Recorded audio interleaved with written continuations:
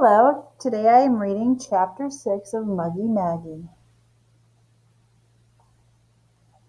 One morning, Maggie noticed Mrs. Leeper whispering with the other teachers in the hall.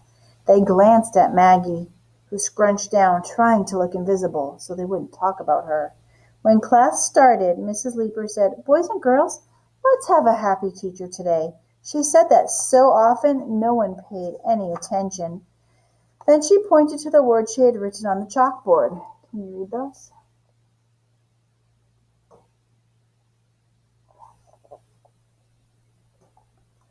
Mouth of September, mice day. The words made the class laugh, but Maggie did not see anything funny. Mrs. Leeper said, "Maggie, can you tell us what is wrong with these words?" That was the moment when Maggie discovered she could not read cursive. She shook her head while others, eager to point out errors, waved their hands. Later in the day, Mrs. Leeper announced, "Class, we need a message monitor. Who wants to be our message monitor?" Even though she did not expect to be chosen because she was not a person who made Mrs. Leeper happy, Maggie raised her hand. So did the rest of the class, except Kirby, who never wanted to be a monitor for anything and who at the moment was under the table. "Maggie, you may be our message monitor," said Mrs. Leeper. "She means Muggie," whispered Kirby, coming up from under the table where he had been figuring out how the legs were fastened to the top. "Me?" said Maggie. "Yes, you," said Mrs. Leeper with a happy smile. "And here is a note for you to take to Mr. Galloway." She handed Maggie an envelope. "Please wait for an answer." Maggie lost no time in escaping to the freedom of the hall, where no one supervised her. The envelope was not sealed. Peeking was cheating, Maggie told herself. Bravely and honestly, Maggie carried the note halfway to the principal's office. Then she stopped and thought, "One peek won't hurt, not if it's quick. And if the envelope was not sealed, it must be all right to look inside." She might have guessed cursive writing. Maggie could not figure out the note, which read,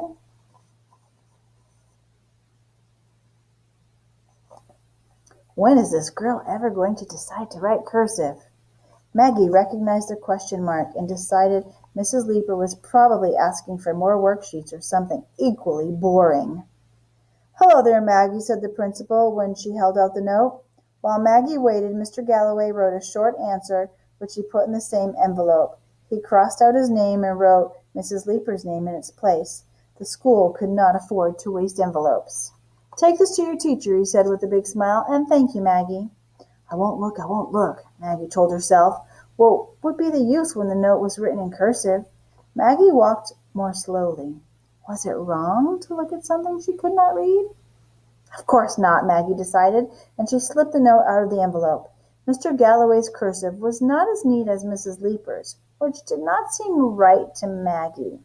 A principal's writing should be neater than the teacher's.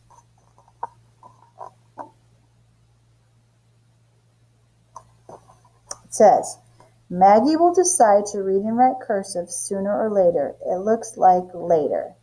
Maggie studied Mr. Galloway's loops and curves until one word jumped out at her. Maggie! She was shocked. What was Mr. Galloway saying about her? Maggie felt her cheeks turn red.